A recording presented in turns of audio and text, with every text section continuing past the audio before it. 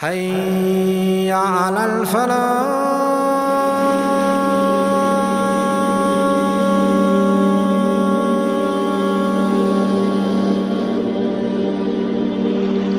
The Prophet said, Abu Bakr fil Jannah, Omar fil Jannah, Uthman fil Jannah, Ali fil Jannah, wa Talha fil Jannah. Talha made a pact with Allah and he was truthful to that, and Allah kept his side of the bargain, and he is one of the people of Jannah. He went on a journey to Basra and he had some lands in Basra and he was doing some tijara in Basra, and he came upon a rahib, a monk, and the monk mentioned to him that a man would come from amongst them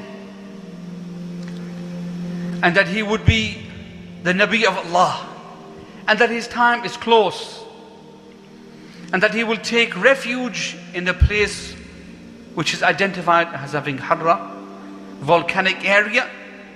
That is, in that area, date palms. And my little son, or you young man, do not let others beat you to him, meaning don't let them overtake you to accepting him. He is a truthful messenger. So Talha ibn Ubaidullah says, as crucial as the business deals were, and as much as I wanted to make money, I decided to gather my camels and to start going back to Mecca. When he arrived in Mecca and he met his family, he asked them a question: has something big happened in Mecca whilst I was away? They told him, yes, that Muhammad ibn Abdullah has turned away from the religion of his forefathers, and that Muhammad ibn Abdullah is now claiming to be a person whom revelation comes to, and he says you should worship your creator alone and forget about all these idols. And of course every single person in Mecca is speaking about him. The people know him as the trustworthy, truthful, and everybody is saying Muhammad proclaims to be a prophet. When I heard about it, I said to myself, I'm not going to leave the religion of my forefathers. He can predict, he can say whatever he wants. Some days after that, someone was knocking at his door. Who's there? It has to be only one man.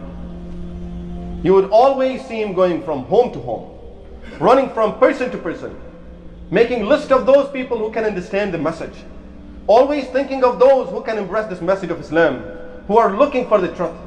And that is Abu Bakr as-Siddiq radiyallahu anhu. And here Abu Bakr is knocking at his door. Talha, I would like to talk to you for a few minutes. He welcomed him in, sat with him for some time, and Abu Bakr radiyallahu anhu started conveying the message of Islam, talking about Rasulullah sallallahu alayhi wasallam, about a need for having a messenger of Allah, about a need of getting the instructions of how to live from Allah subhanahu wa ta'ala instead of getting it from anyone else. It was so convincing that before Abu Bakr radiyallahu anhu left the house, Talha had decided that he would like to go to Rasulullah sallallahu alayhi wasallam and take the shahada. And so he did. And he became Muslim, who embraced Islam at his young age. And at that age, one of the wealthiest people in Makkah Mukarramah, and known to be a very generous person, and a person who was known to be, in the days of Jahiliyyah, was known to be a self-sufficient person who would always be working, doing a hard work, and everything he would do it for himself, and everyone would know that this person is totally independent, and whatever he says, he does it and he gets it. Many of the people say that the first people to accept Islam were the people who were poor and they had no status. This is incorrect. In fact, the first 20-something people that accepted Islam, they were amongst the wealthiest and noblest people of Mecca. These were the cream of Mecca that accepted Islam. And Talha was one of them. So of course Talha, when he accepted Islam, he met with what other companions also met with. Because taking the Shahada, believing in the oneness of Allah subhanahu wa ta'ala, was the greatest crime in that land. He told his people that he had accepted Islam. No sooner had they heard that he accepted Islam than they tried to harm him. In fact, his own mother, her name was As-Sa'bah bint al-Hadrami. She was a very difficult woman. She was hoping that Talha would be from amongst the leaders of Quraysh because he was intelligent and he was wealthy at a young age. So she had a lot of hope. But when he accepted Islam, she was so angry and so upset that she began not only to swear him and to use abusive words against him, but she told others to beat him up. So from amongst them was Nawfal ibn Khuwaylid. He troubled Talha ibn Ubaidullah and a few of the early Muslims a lot, beating him and telling him that you'd better leave the religion of Muhammad.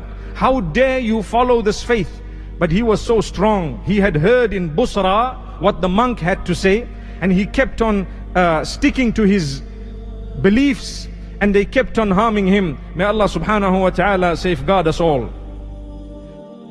When Rasulullah sallallahu alayhi wa sallam allowed Sahaba ridwanullahi alayhim ajma'een to migrate to Medina Munawwara, Talha radiyallahu anhu was one of the last people, because he wanted to remain in Makkah Mukarramah with Rasulullah sallallahu alayhi wa sallam. Therefore, he migrated only after Rasulullah sallallahu alayhi wa sallam. But when it comes to Talha, Talha has some very important instances in his life. The first instance is the battles that Talha participated in. Talha didn't participate in the Battle of Badr. Why?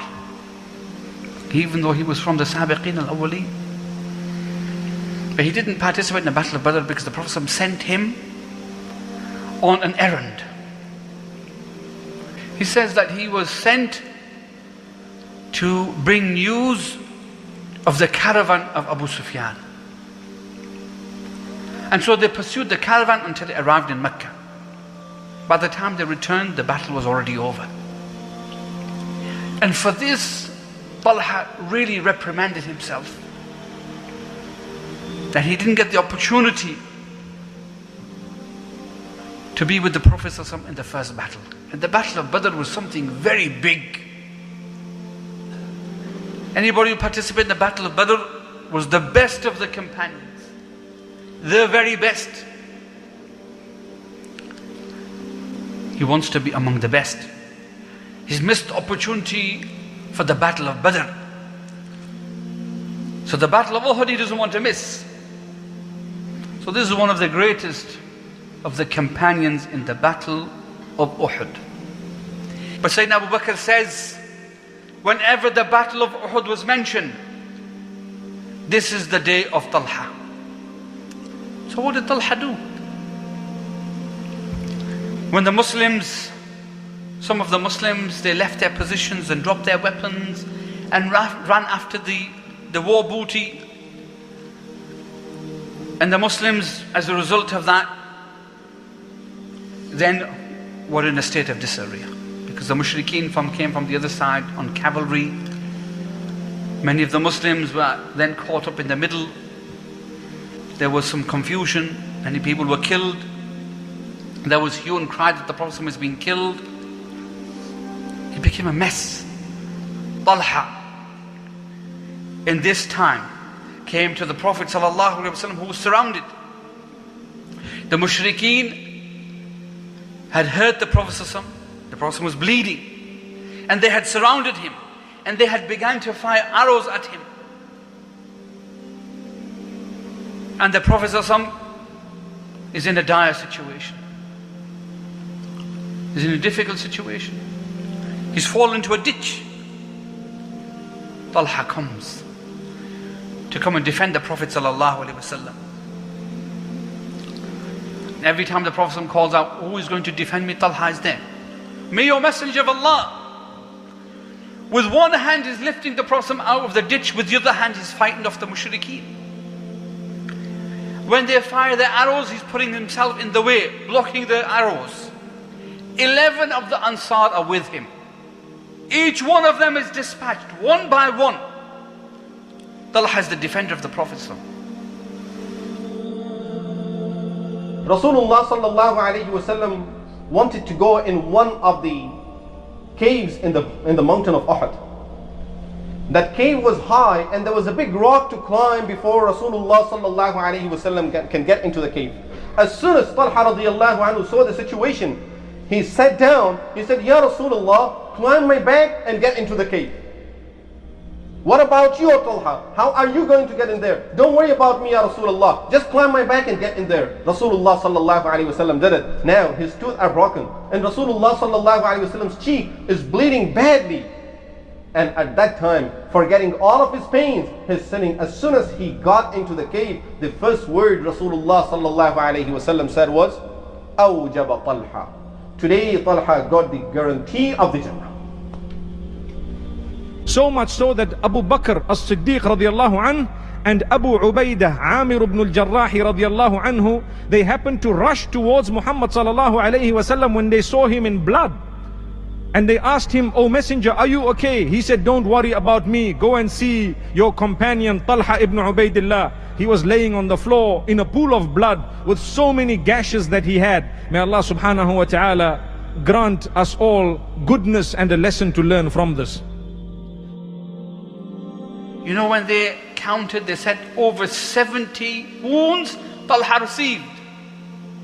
They used to say that Talha's hand after that became partially disabled because of the wounds. This is Talha. Brothers and sisters, it's not easy to be among the 10 who given glad tidings of Jannah. After this battle, every single battle the Prophet fought, Talha was with him. He fought all of the battles with the Prophet. We would have said now that his hand is disabled, that now he has some excuse. But for them, they look for excuses to participate with the Prophet. One day, Talha radiallahu anhu went to his home. His wife looked at him and asked him, "You look too sad today. Is there anything hurting you? What's troubling you?" "It's only one thing that's troubling me." "What is that?" "I have gathered so much wealth. Now I'm worried. What if Allah subhanahu wa ta'ala will question me about all of it on the day of judgment? What am I going to say?" So right away, without giving it a second thought, she said, "Why don't you spend it in the path of Allah? We don't need none of that. I don't need nothing. My needs are fulfilled. Why don't you spend all of that in the path of Allah subhanahu wa ta'ala? Because I have no needs. Allah is feeding us. We are having all the comfort of the life. I don't need anything more. Go out and give everything out in the path of Allah subhanahu wa ta'ala." He says, that was only my worry. That was the only worry that I had, that what situation I would face at my home. I did not want to have a difficult situation at home. Therefore I came to talk to you. Now since I have heard it from your mouth, as soon as he heard it, he went out, he gave everything out. But subhanallah, Allah subhanahu wa ta'ala's promise is always there. Whatever you give, Rasulullah sallallahu alayhi wa sallam says that I swear by God, whenever a sadaqah is given out of wealth, that wealth never reduces, it always increases. In no days, in few days, again he started having so much, and this is why he was known as Talhatul Khayr, who is always good. Whenever he sees someone, he wants to give something. He always wants to give out his wealth, and always whenever he meets someone, there is something that he carries with him. "Here, I have something for you." Talhatul Khayr. He had some land and he sold the land. And after he sold the land, what did he do? He bought some camels and he ordered them to be slaughtered, and he fed all the people. He's a Sahabi of Rasulullah sallallahu alayhi wa sallam, about whom Rasulullah sallallahu alayhi wa sallam said, "He will be my neighbor in the Jannah." Whenever he's in a gathering, people will know that we'll receive something good from this man. One day, an ayah of Qur'an al-Kareem was revealed.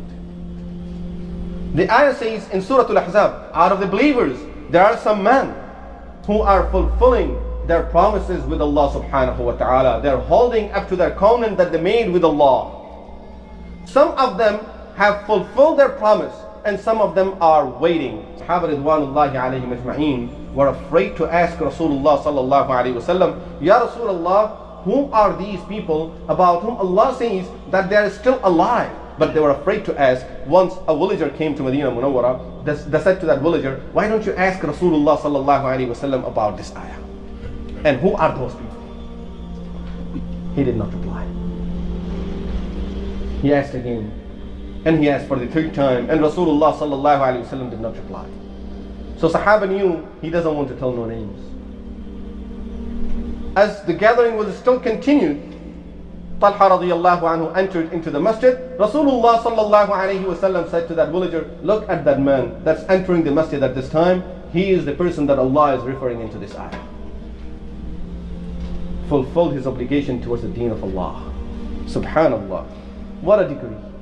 What a degree in Qur'an al-Kareem from Allah subhanahu wa ta'ala. And that is a reminder for us. Brothers and sisters, this Talha,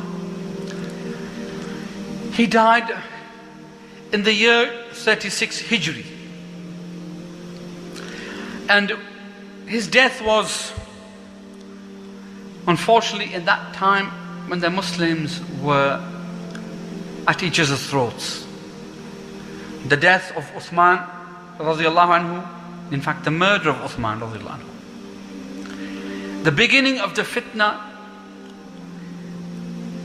that a lot of the companions said that this was the beginning of the fitna, and now after this there is no end to it until Isa alayhi salam comes and kills ad-Dajjal.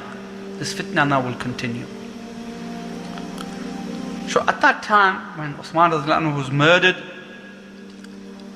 and after his murder there were a group of the Muslims who said, we want those people who murdered Uthman brought to justice.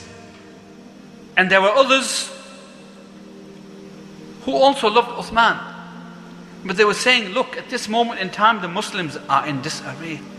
We have to now bring this chaos into some sort of order, and then after that we will seek revenge for Uthman. Because they all loved Uthman. Why did they love Uthman? Because the Prophet loved Uthman. And it led to two great armies and a battle. As a result of this battle, a lot of Muslims died. From amongst the people who was in that battle was Talha. Talha came to the battle, and he was amongst those people who wanted the blood of Uthman to be avenged.